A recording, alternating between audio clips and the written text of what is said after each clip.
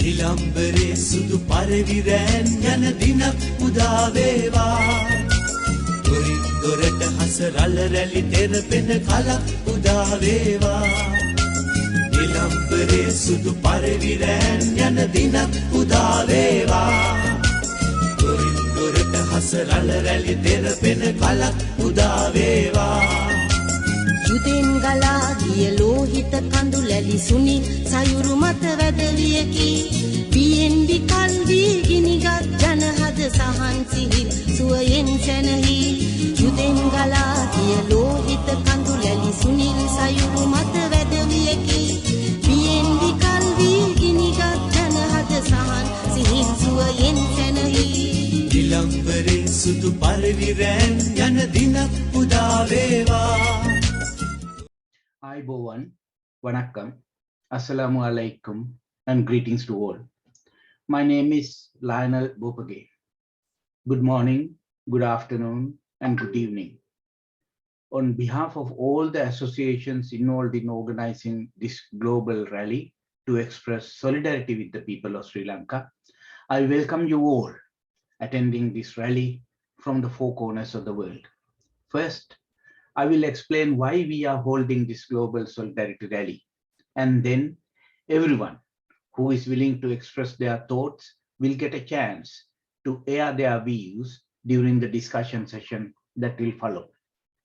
In the year 2019, the people of Sri Lanka elected the Rajapaksa regime with high expectations that their lives would improve. Instead, they are facing a nightmare. This nightmare is not due to COVID, not due to the Russia-Ukraine war, but due to the same set of factors that have plagued the country for decades: mismanagement, corruption, fraud, gross misuse of authority, autocracy, and militarisation, political favouritism, and family rule. People are today asking for gas, fuel, food, water, fertilizer, a reasonable wage, a better education for their children, better health care and medication, better transport, etc., etc. They were expecting vistas of prosperity and splendor, but what they got is more pain, grief, and suffering, but turbocharged. In every way imaginable, be it economic, financial, and cultural, the people of Sri Lanka are facing the worst situation in its recent history.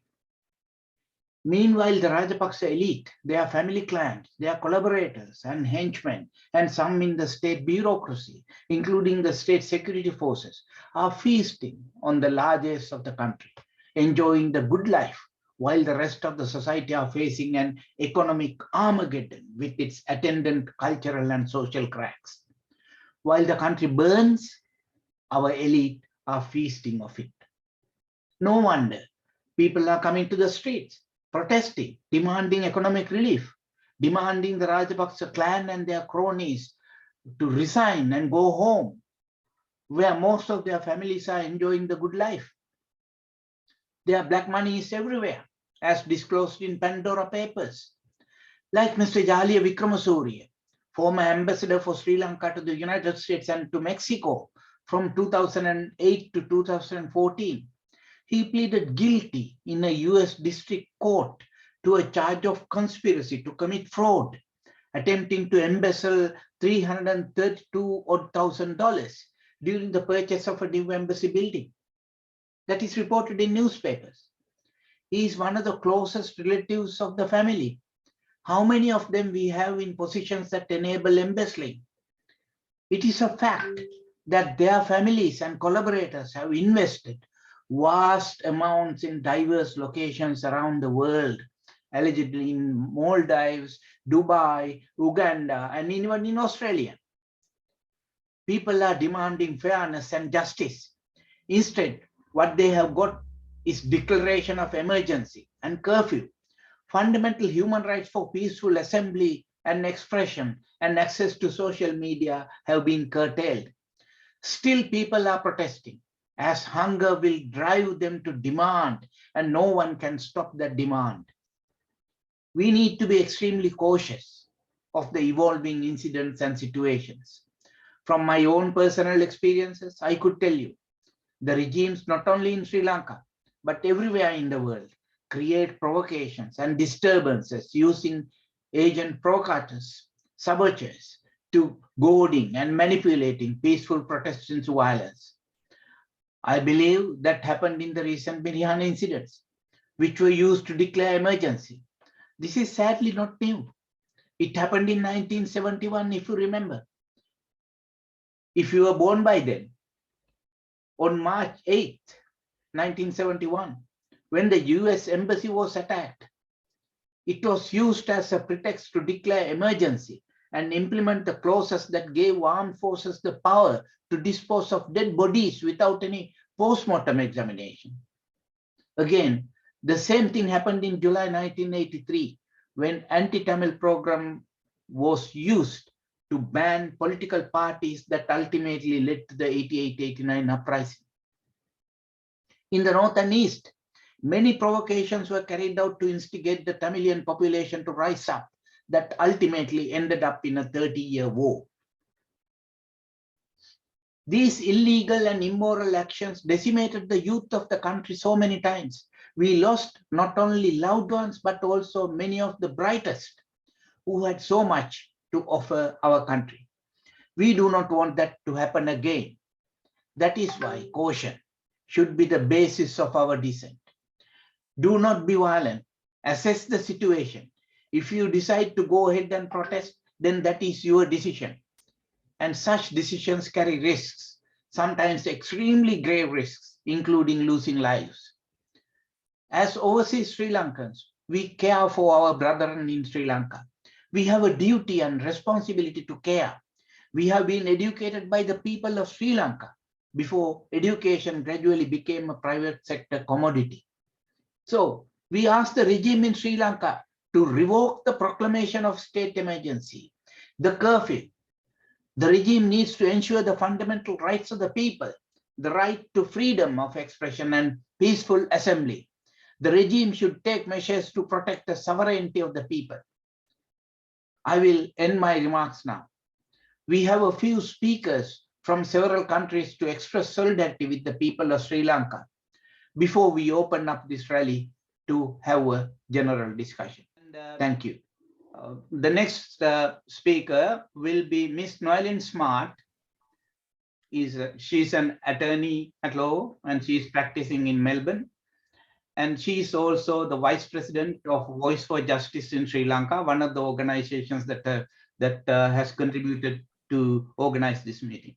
So without any ado, I will invite Noeline to. Thank you, Dr. Bopage. Stuti, Dr. Bopage. My name is Noeline Smart, solicitor and Vice President of VJSL. I will be speaking to you in Sinhalese today. Garu Sangha Vahansegenda Pujaka Pakshenda Avsarai, Sahodara Sri Lankikeni. දැනට පවතින අර්බුදකාරී තත්ත්වය ශ්‍රී ලාංකික දේශපාලන ඉතිහාසයේ තවත් අඳුරු යුගයකට මුලපිරීමක් විය හැකියි. සමාජ මාධ්‍ය හරහා දීප ව්‍යාප්ත විරෝධතාවයක් අප්‍රේල් මාස 3 වෙනිදා ඒ කියන්නේ අද දිනේ ක්‍රියාත්මක කරන්නට යෙදී තිබුණු බව අපි දන්නවා. මේක ප්‍රශස්ත මට්ටමින් සහ සාමකාමීව කිසිම දේශපාලන පක්ෂයක මැදිහත් වීමකින් තොරව රටේ පුරවැසියන් තමන්ගේ පුරවැසි අයිතීන් වෙනුවෙන් කරන්නට සූදානම් කරලා තිබුණු හඬ නැගීමක් පමණක් බව කියන එක තමයි අපේ හැඟීම. මීට දින කිහිපයකට කලින් එදා ඒ කියන්නේ මාර්තු මාසේ 30 වෙනිදා නුගේගොඩ මිරිහාන ප්‍රදේශයේ සාමකාමීව තම ව්‍යවස්ථානුකූල පුරවැසි අයිතීන් වෙනුවෙන් උද්ඝෝෂණයක නිරත වූ පිරිස් වලින් 20 දෙනෙක් විතර අත්අඩංගුවට ගෙන තියෙනවා. දැනට ලැබිලා තියෙන තොරතුරු අනුව ඒ සාමකාමී උද්ඝෝෂණය කඩාකප්පල් කිරීමට එතනට පැමිණි කුමන්ත්‍රණකාරී වෙනත් පිරිස් විසින් බස් රථ ගිනි තැබීම් වැනි නීති විරෝධී පොදු දේපල විනාශ කිරීම වැනි කටයුතු වල නිරත වූ බවත් අපට දැක ගන්නට ලැබුණා. මේ වෙනුවෙන්ට රජය හදිසි නීතිය සහ ඇඳිරි නීතිය ප්‍රකාශ කොට ඒ වගේම සමාජ මාධ්‍ය අවහිර කරලා භාෂණයේ සහ ප්‍රකාශනයේ නිදහස ඇතුළු අදහස් ප්‍රකාශ කිරීමේ නිදහස හා සාමකාමීව රැස්වීමේ නිදහස වගේ ජනතාවගේ මූලික අයිතිවාසිකම් කිසිම පැකිලීමකින් තොරව උල්ලංඝනය කරමින් සිටින බව අපට පේනවා. මෙය අපි තරයේ හෙලා දකිනවා. ආණ්ඩු ක්‍රම ව්‍යවස්ථාවේ ප්‍රකාර රැස්වීමේ අයිතියත් භාෂණයේ සහ ප්‍රකාශනයේ අයිතියත් වගේම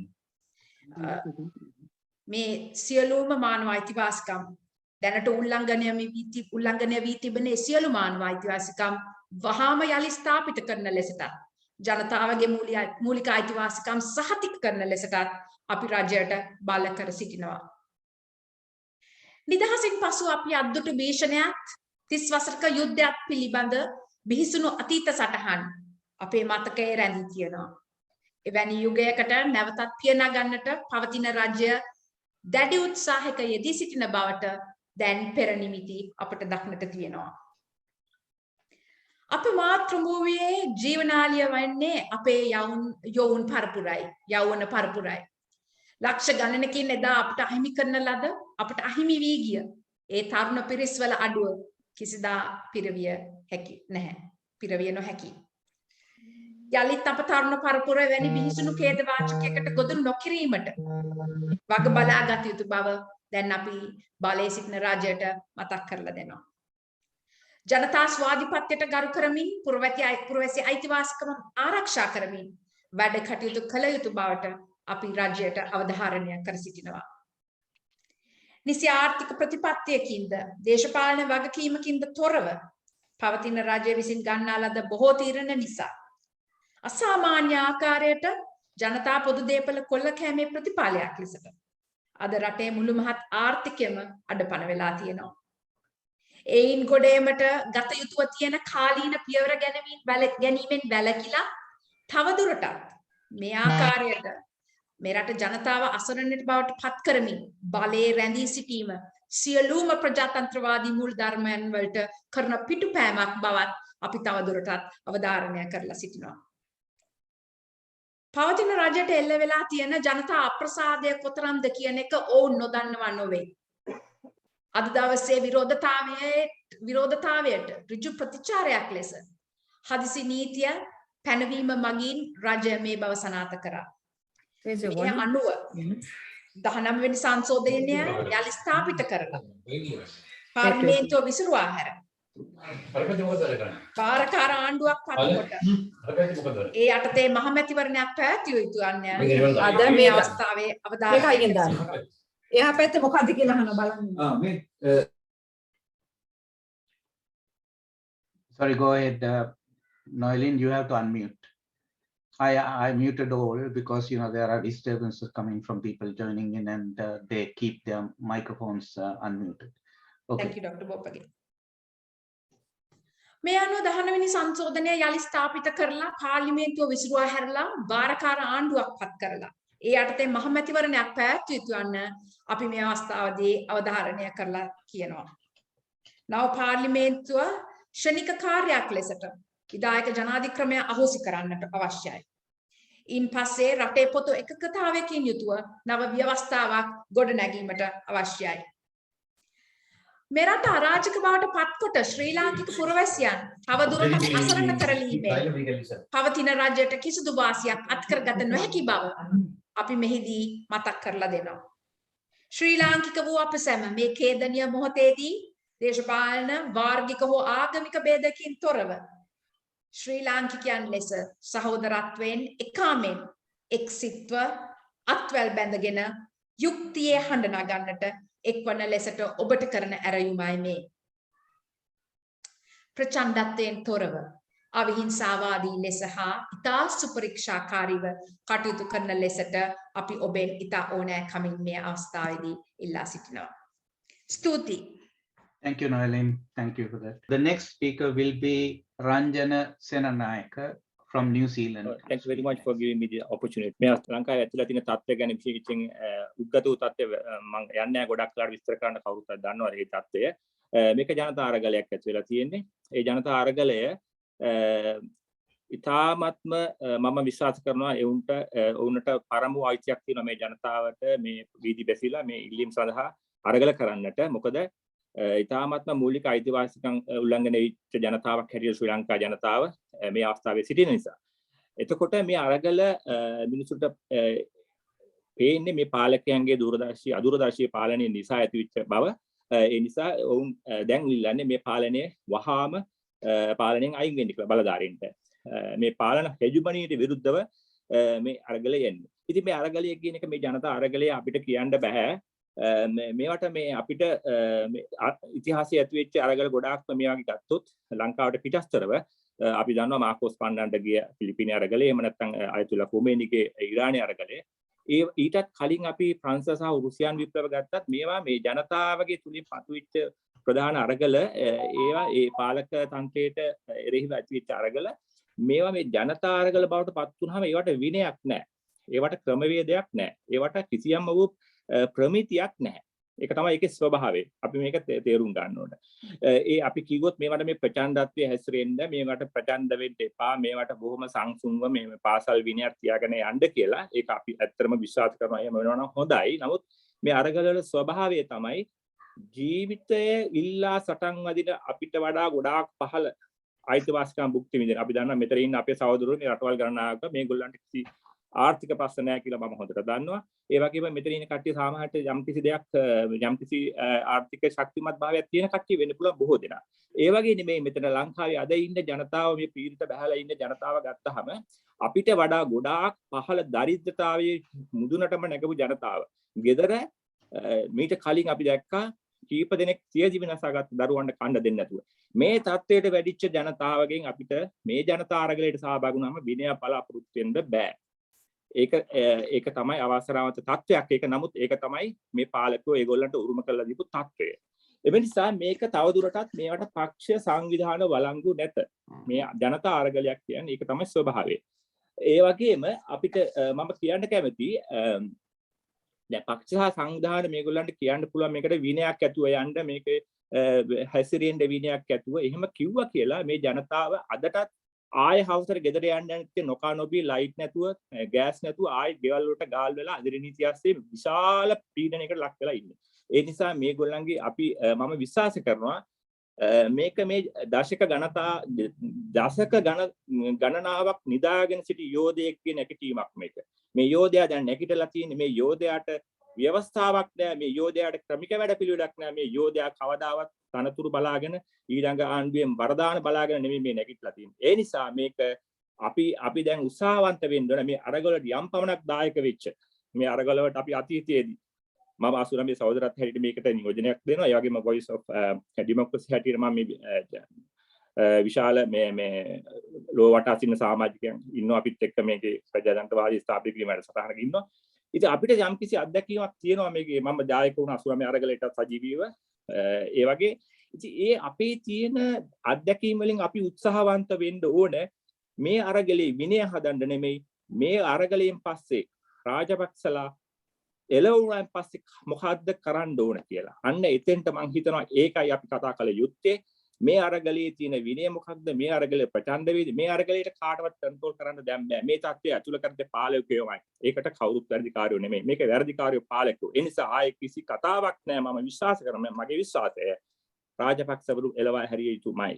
එහෙම නැතුව රාජපක්ෂවරු පුටුවේ තියාගෙන කිසිම විසඳුමක් ගේන්නට බෑ.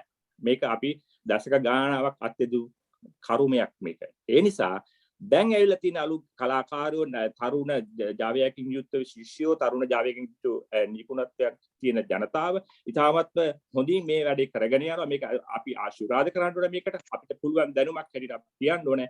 ඊළඟට අපි කතා කරමු මේ රාජපක්ෂලා එළවලා මොකද්ද කරන්න පුළුවන්.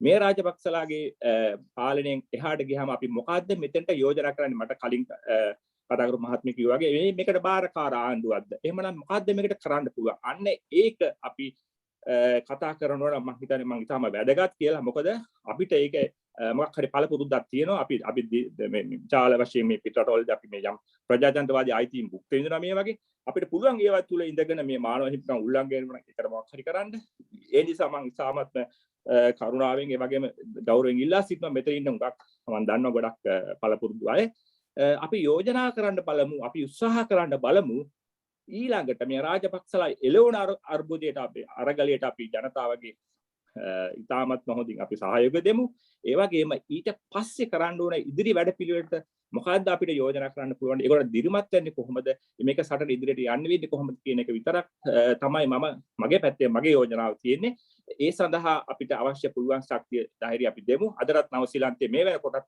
වෙලින්ටන් වලත් ඒ වගේම ඕක්ලන්ඩ් වලත් මේකට උද්ඝෝෂණය පටන් ගත්තා මම හිතනවා නුදුරේදීම මම මේ වාසය කරන ක්‍රයිස්ට්චර්ච් නගරෙත් මේක පටන් ගන්නවා බොහෝ දෙනාගේ ඉල්ලීමක් තියෙනවා අද මේ වෙනකොට ඕස්ට්‍රේලියාවෙත් මේක පටන් ගත්තා මෙල්බන් නගරයේදී එතනත් ගොඩාක් සහභාගීත්වයෙන් මේ විරුද්ධත්වය ගෙනියනවා රාජපක්ෂ පාලනයට ඒ නිසා මේක ඉතාමත්ම මම නැවත ස්තුතියි අන්දන බෝපගේ සහෝදරයාට සියලුම ක්‍රියාකාරීන්ට මේක මේ අද 280ක් පමණ සහභාගීලා තියෙනවා දැඩි උනන්දුවෙන් මේකට තවත් බොහෝ දෙනා කතා කරයි මේ ජනතා අරගලය සඳහා අපි නැවතත් මම ලාංකික සියලු ජනතාව වෙනුවෙන් දෙවල සිංහල මුස්ලිම් උත්තමාචාරය පළ කරමින් මේ අරගලයට ධෛර්යය දෙමින් මම අපිටමයි කතා ස්තුතියි Nanjana. Before we go to the next speaker, I would like to make a remark because there are many attendees who will not understand Sinhalese, and there are also people who don't understand Tamil, and there are people who don't understand English. So it is a very unfortunate situation. We can't provide the simultaneous translations because, sort of we couldn't do it at the moment. And this meeting was organized all of a sudden, and I think we decided it only day before yesterday. So we couldn't arrange, and we apologize for the inconvenience, but there will be people who will be speaking in Sinhala, English, and Tamil. The next speaker is Shaheen. Are you available? Yes, Lan. I will let you speak. If you can go ahead and speak in Tamil and then probably provide a brief in Sinhala and English, that would be great. Thank you. Okay. Stuti Lionel. ඒ වගේම මා හිතන්නේ අද මම ගමිල වශයෙන් ආමන්ත්‍රණය කරන්නේ இந்த நிகழ்ச்சிக்காக வருகை தந்திருக்கும் உங்கள் அனைவருக்கும் எம்மோடு இணைந்திருக்கும் உங்கள் அனைவருக்கும் எமது அன்பு வணக்கங்கள் உரித்தாகட்டும். இலங்கை மிகவும் எதிர்பாராத விதமாக அதாவது நாளுக்கு நாள் இலங்கை பொருளாதாரத்திலே அழிவு பாதையிலே போய்கொண்டிருந்தாலும் இவ்வளவு இலகுவாக நாம் எதிர்பாராத விதமாக இவ்விதமான ஒரு நிலைமை ஏற்படும் என்பதை நாம் எம்மில் பலரும் எதிர்பார்த்திருக்கவில்லை. ஆயினும் கடந்த வருடம் மார்ச் முதல் இவ்விதமான ஒரு நிலைமை வரும் என்று பலரும் எதிர்பார்த்திருந்தார்கள். இன்றைய நிலைமையிலே அதிகமாக அங்கே இருக்கும் வரிசைகள் என்று அதாவது சிங்களவர்கள், தமிழர்கள், முஸ்லிம்கள் என்ற எந்த வித்தியாசமும் இல்லாமல் இவர்கள் அனைவரும் பகல் நேரத்திலே வரிசையிலும் இரவு நேரத்திலே இருளிலும் சிங்களத்திலே இதை ஒரு நண்பர் மிகவும் அழகாக எடுத்து கூறியிருந்தார். சிங்களே தெமலே முஸ்லிம்லே தகவலே போலிமே ரேட்ட கருவலே என்று. அதாவது இந்த அனைத்து மக்களுக்கும் இது சரியாக எவ்விதமான வித்தியாசங்களும் இன்றி இது பாதித்திருக்கிறது. இந்த பாதிப்பின் மத்தியிலே மக்களுக்கே உரித்தான மக்களின் உரிமையினை வென்றெடுப்பதற்காக அந்த மக்களின் உரிமையை வென்று எடுப்பது என்பதை விட மக்கள் தமது உயிரை பாதுகாப்பதற்காக வாழ்வதற்காக அன்றாட வாழ்க்கையை எடுத்து செல்வதற்காக இவர்கள் இன்று மிகப்பாரிய ஒரு போராட்டத்திலே இறங்கி இருக்கிறார்கள். ஆயினும் இன்று மஹிந்த ராஜபக்சவின் அரசு இவர்களுக்கு இன்று அவசர கால சட்டத்தை அமல் செய்திருக்கிறது. தமிழ் மக்கள் அனைவரும் நன்றாக அறிவார்கள் அவசர கால சட்டம் என்றால் என்ன, அதில் சாதாரண மக்களுக்கு எதனை செய்யலாம் என்று. ஆகவே இந்த நேரத்தில் நாங்கள் இலங்கைக்கு அப்பால் இருந்தாலும், அவர்கள் தமிழர்களாக இருந்தாலும் சிங்களவர்களாக இருந்தாலும் யாராக இருந்தாலும், இந்த இலங்கைக்கு அப்பால் இருக்கும் மக்கள் எங்களால் முடியுமான பல விடயங்கள் இருக்கிறது. இவ்விதமான அவசர கால சட்டங்களின் பொழுது இவர்கள் மக்களை பல்வேறு விதமாக சிறைக்குள் அடைக்கலாம்.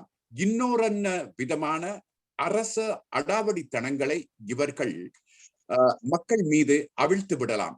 இதற்காக இந்த மக்களை பாதுகாப்பதற்காக நாங்கள் இங்கிருந்து எம்மால் இயன்ற உதவிகளை செய்ய வேண்டும். அதே போன்று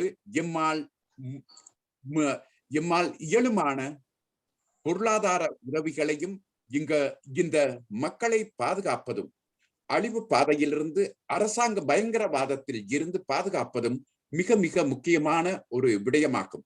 ஏனெனில் தமிழ் மக்கள் இந்த அவசர கால சட்டம், அரசு பயங்கரவாதம் இவற்றை தமிழ் முஸ்லிம் மக்களை விட, சிங்கள முஸ்லிம் மக்களை விட அதிகம் அனுபவம் உள்ளவர்கள்.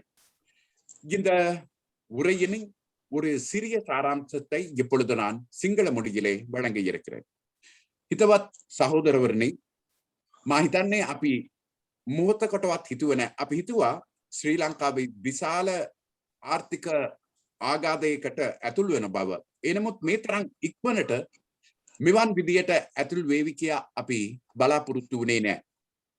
අත වශයෙන්ම අද අපට මෙම මහින්ද රාජපක්ෂ පවුල, එහෙමත් නැත්නම් මේ සහෝදරයන් නොහැකියාවෙන් පිරිච්ච,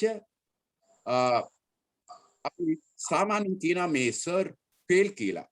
මම හිතන්නේ ඒකේ කිසිම සැකයක් නැහැ. එනමුත් දැන් උද්ගත වී තිබෙන ප්‍රශ්නය තමයි ජනතාව දැන් පාරට බැහැලා තියෙනවා. ඒ වගේම දැන් හදිසි නීතිය. ඉතින් යුතුයකමක් තිබෙනවා ඉංගලන්තේ, ඇමරිකාවේ, ඕස්ට්‍රේලියාවේ ජීවත් වෙන අපට ශ්‍රී ලංකාවේ ජනතාවට කරන්න නොහැකි දේවල් මෙහි සිට කඩ ගන්න පුළුවන්. ඒව තමයි මේ දැන් පාරට වහින ජනතාව මර්ධනය කරන්න රජය නොඑක් උපරවැටි භාවිතා කරන්න පුළුවන්. මා හිතන්නේ අපි ඔක්කොම එක්කහුවේ අnder one umbrella ඒ ජනතාව බේරා ගැනීම සඳහා. ඒ කියන්නේ අපගේ රජයන් වලට මේ සම්බන්ධව පැවසීම, ඒ වගේම ජාත්‍යන්තරයේ අපි මානව හිමිකම් කවුන්සිලේ මේ වගේ ආයතන වලට අපේ ජනතාව වෙනුවෙන් යාම ඉතාම වැදගත් වේවි කියා අනාගතයේදී මා හිතනවා. බොහොම ස්තුතියි. Thank you, Lionel. There have been a few comments about conducting this meeting in English only, and I do not agree with that view, because there are people from Sri Lanka who are participating in this meeting. I know they are at a very difficult, situation. They don't have sometimes, the connections to join these sort of meetings. So we have to respect them also. I understand the difficulty of some people. So if the speakers wish to speak in English, I would encourage them to do so. But unfortunately, then we won't be able to provide the translation. So next speaker will be from Canada, Mr. Dharmasena Yakandawala, a solicitor. I would like to invite him. Mr. Yakandawala. Thank you, Dr. Lionel. මට මේ forum එකට ආරාධනා කිරීම සම්බන්ධයෙන්, ඒ වගේම අද ශ්‍රී ලංකාවේ මේ තියෙන තත්ත්වය ගැන මම හිතන්නේ ඩොක්ටර් ලයනල් සහ මීට කලින් කතා කරපු අපි දෙතුන් දෙනාත් එක්ස්ප්ලেইন කරා, සහ මම හිතන්නේ අපි සියලුම දෙනා දන්නවා රට තුල අද මොකද වෙන්නේ කියලා. එතකොට මේක මම හිතන්නේ මේ මහින්ද රාජපක්ෂගේ රෙජිමේට විතරක් දොස් කියන්න පුළුවන් කාරණාවක් නෙවෙයි කියන එක තමයි මගේ හැඟීම. ඒකත් එක්කම මෙතනදී අපි කල්පනා කරන්න ඕනේ කාරණයක් තමයි මට හිතෙන විදිහට මේක ප්‍රොටෙස්ට් එකක්ද මේ දැන් තියෙන්නේ. එහෙම නැත්නම් මේක රිවොලූෂන් එකක් දක්වා ගමන් කරන ක්‍රියාවලියක්ද තියෙන්නේ. එහෙමත් නැතිනම් මේක මේ රජය පෙරලා තව අනිත් පක්ෂයට එමත් නැත්නම් බලය වෙනුවෙන් කෑදරකමින් දඟලන අනිත් මිනිස්සුන්ට බලය යන්න පුළුවන් ක්‍රමවේදයකට මේ පාරක් කැපෙනවද කියන එක ගැන මම හිතන්නේ අපි සැලකිලිමත් විය යුතුයි මේ අවස්ථාවේදී. ඊට අමතරව මම දකින තව කාරණාවක් තමයි මේ අවස්ථාවේදී අපි මොන දේ කතා කරත් රටේ ජනතාව හුස්ම ගන්න බැරි තත්වයකට අදපත් වෙලා ඉවරයි. එක පැත්තකින් බිහික් නැහැ, අනිත් පැත්තේ මිනිස්සුන්ට කණ්ඩ නැහැ, අනිත් පැත්තේ මිනිස්සුන්ට පෙට්‍රල්, ගෑස් කිසිම දෙයක් නැහැ. එතකොට දැන් මේ තියෙන තත්ත්වයක් උඩ රට අන්ත අසරණ තත්ත්වයට පත් වෙලා ඉවරයි. මේ සම්බන්ධයෙන් පාලකයන්ට කිසිම හැඟීමක් නැති බව තමයි අපිට පේන්නේ. එතකොට මම හිතන්නේ මේ වෙනකොට අපි ලෝකෙ පුරා විසිරලා සිටින බහුතරයක් මෙතනදී මේ ෆෝරම් එකේදී අපි සම්බන්ධ වෙලා ඉන්නවා. එතකොට මම හිතන්නේ එක පැත්තකින් අර කලින් කතා කරපු මහත්මයා කිව්වා වගේ අපිට පුළුවන්කමක් තියෙනවා නම් කිසියම් වූ මැදිහත් වීමක් කරන්න රටේ ජනතාවට උදව් කරන්න මම හිතනවා අපි ඒ සම්බන්ධයෙන් කිසියම් වූ වැඩපිළිවෙලක් ડોક્ટર ලයිනර් සම්බන්ධ වෙලා අපිට කරන්න පුළුවන් නම් මම හිතන්නේ එක හොඳ කාරණාවක් වෙයි එක පැත්තකින්. අනිත් පැත්තෙන් අපිට මේ ප්‍රොටෙස්ට් එක යන්නේ කොයි පැත්තටද කියන එක ගැන මම හිතන්නේ අපි කිසිම කෙනෙකුට හරිය අවබෝධයක් මේ වෙනකන් නැහැ. එතකොට මේ ගමන් කරන්න දිශාව අපි නිවැරදි විදිහට අවබෝධ කරගෙන මේ අවස්ථාවේ මේ ප්‍රොටෙස්ට් එක නිවැරදි දිශාවට ගමන් නොකළොත් මම දකිනවා රට අඳුරෙන් අඳුරට ගිහිල්ලා අපේ රටේ නැවත බ්ලඩ් බාත් එකක් ඇති වෙයි කියන සැකයක් බයක් මට තියෙනවා.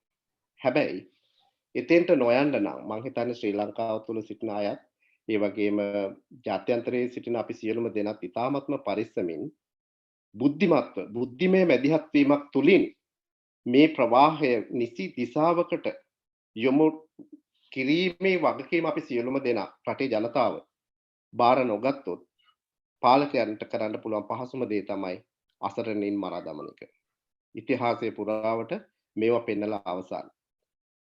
70 ගණන් වල 80 ගණන් වල ජාතිවාදයේ නමින් රට පුරාම මිනිස්සු මරලා දැම්මේ මේ පාලකයෝ ওই විදිහට. මම හිතන්නේ අපි එතෙන්ට ඉඩ ප්‍රස්තාව නොතැබිය යුතුයි. ඊට අමතරව මේ අවස්ථාවේදී අපි මේ වෙනසක් වෙනවනම් මොකක්ද වෙන්න ඕන වෙනස? මම හිතන්නේ කලින් කතා කරපු මහත්මියකුත් මේ ගැන කතා කරා. මහින්ද රෙජිමේ පන්නලා අපි කවුද ගේන්නේ කියන ප්‍රශ්නේ. ඇත්තටම මගේ හැඟීම නම් මේ අවස්ථාවේදී අපි සියලුම දෙනා එකතු වෙලා මේ රෙජිමේ විතරක් නෙවෙයි මේ සිස්ටම් එක මේ governance system of governance has to be changed. ඒක වෙනස් නොකර මේ රටට අනාගතයක් පැවැත්මක් නැත. මේ governance system එක ඇතුලේ transparency එකක් නැහැ, accountability එකක් නැහැ, justice system එකක් නැහැ, administrative system එකක් නැහැ. ඒ කිසිම දෙයක් නැතුව එතකොට මාධ්‍යයට පාලනය වෙන්න කිසිම ලෝ එකක් නැහැ. එහෙම රටක මින් එහාට අපිට බලාපොරොත්තු වෙන්න කිසිම දෙයක් බෑ. එහෙමනම් අපි මෙන්න මේ සිස්ටම් එක හදලා තමයි මේ කවුරු බලයට ආවත් බලය බාර දෙන්න ඕනේ ඊළඟ අවස්ථාවේදී. ජනතා විමුක්ති පෙරමුණ වෙන්න පුළුවන් කවුරු වුණත් ප්‍රශ්නයක් නැහැ. එන්න පාලකයා පාර්ලිමේන්තුවට යන කෙනා සියලු දේට වග කියන්න ඕනේ. ඒ වගේම තමන්ට අත්නෝමතික විදිහට මේ බලය භාවිතා කරන්න බැරි වෙන්න පුළුවන්කම තියෙන්න ඕනේ. තමන්ගේ ලැබෙන බලය භාවිතා කරලා තමන්ගේ පුජ්‍යලික අවශ්‍යතාවයන් ඉෂ්ට කරගන්න බැරි වෙන්න ඕනේ. ඒ වගේම මේ අපි පාලනයට පත් කරන ඡන්දෙන් පත් කරන නිලධාරීන් සහ රජයේ නිලධාරීන් පත් වෙන රජයේ නිලධාරීන් ඒගොල්ලෝ අතර තියෙන බලය වෙන් කරලා ඒ බලයට වගකීමක් එකතු වෙන්න ඕනේ. ඒ වගකීම තියෙන රටේ මහ ජනතාවට. මේ පොඩ්ඩක් ඉන්පුට් එකක් දෙන්න ඕනේ. මොකද අපිට බෑ බලයටපත් වෙන රජය මොකද්ද කියලා තීරණය කරන්න.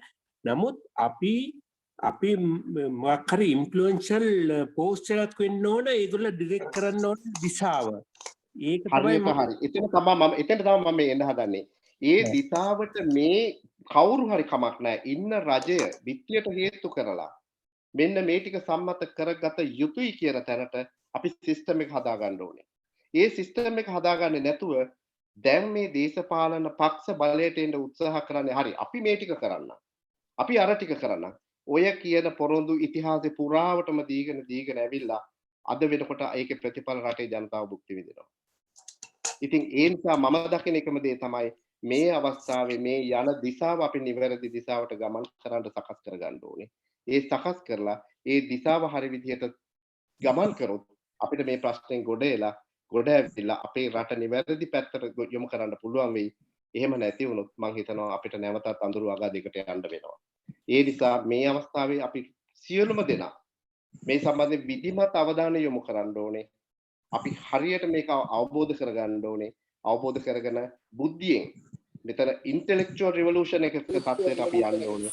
එහෙම ගියොත් මම හිතනවා මේක ජයග්‍රහණය කරන්න පුළුවන් වෙයි. Mr. Rahul Jayasinghe from Atlanta, USA. Hi all, my name is Rahul Jayasinghe. I am joining this from South Carolina, United States. This is mainly to give our solidarity and then give our support to the Sri Lankans, like our brothers and sisters live in Sri Lanka. We just want to show our kind of, how we care of you guys, and then what we are trying to do our best, and this is just a showing up, and we will try our best to the way that we can help you on this situation, to come up with this sad situation. I see a lot of Americans from states joining here, and I'm just representative here, but there are a lot of people other they can express their views later. The main thing is just to show that even though we are living outside the country, we care of you guys, and we will try our best to help to get out from this the sad situation in Sri Lanka. Ayubowan හැමෝටම මට අපිට කියන්න තියෙන මම join මගේ නම රාහුල ජයසිංහ. මම මේක සම්බන්ධ වෙන්නේ සවුත් කැරොලිනා යුනයිටඩ් ස්ටේට්ස් වලින් මේ ඇමරිකා එක්සත් ජනපදයෙන්. ඉතින් අපි මේ ඇත්තටම අද අපි මේ රැස්වීම ආරමුණත් එක්ක අපි ලංකාවේ මේ ප්‍රශ්නෙට අපේ තියෙන දායකත්වය කොහොමද දෙන්නේ කියන එක ගැන තීරණය කරන්න සහ අපි ඒ ගැන අවධානයෙන් ඉන්නවා කියන එක ගැන අපේ තියෙන උද්‍යෝගය පෙන්වන්න තමයි සහභාගී වෙන්නේ. ඒකින්ද හැමෝටම ස්තුතියි. අපි සහර කතා කරගෙන යනවා. බොහොම ස්තුතියි. Thank you, Rahul. Okay, I think is there anybody who wishes to speak now, but it should be brief, 2 to 3 minutes maximum, and also whatever you say needs to be respectful towards all others. Shouldn't advocate violence with regard to any issue. So I would open up this for discussion.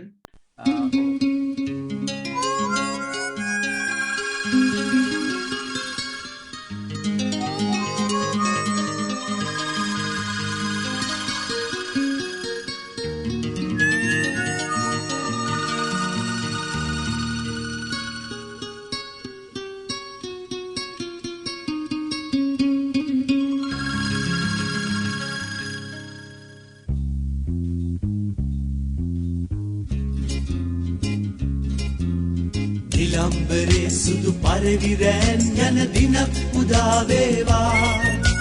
දොරින් දොරට හස රළ රැලි තෙරපෙන කලක් උදා වේවා. නිලම්බරේ සුදු පරවිරෑන් යන දිනක් උදා වේවා. දොරින් දොරට හස රළ රැලි තෙරපෙන කලක් උදා වේවා. යුදෙන් ගලා ගිය ලෝහිත කඳු ලැලි සුනිල් සයුරු මත වැදලියකි. බියෙන් විකල් වී ගිනිගත් ජනහද සහන් සිහිල් සුවයෙන් සැනහි. යුදෙන් ගලා ගිය ලෝහිත කඳු ලැලි සුනිල් සයුරු මත වැදලියකි. බියෙන් විකල් වී ගිනිගත් ජනහද සහන් සිහිල් සුවයෙන් සැනහි. නිලම්බරේ සුදු පරවිරෑන් යන දිනක් උදා වේවා. දොරින් දොරට හස රළ රැලි තෙරපෙන කලක් උදා වේවා. නිලම්බරේ සුදු පරවිරෑන් යන දිනක් උදා වේවා දොරින් දොරට හස රළ රැලි තෙරපෙන කලක් උදා වේවා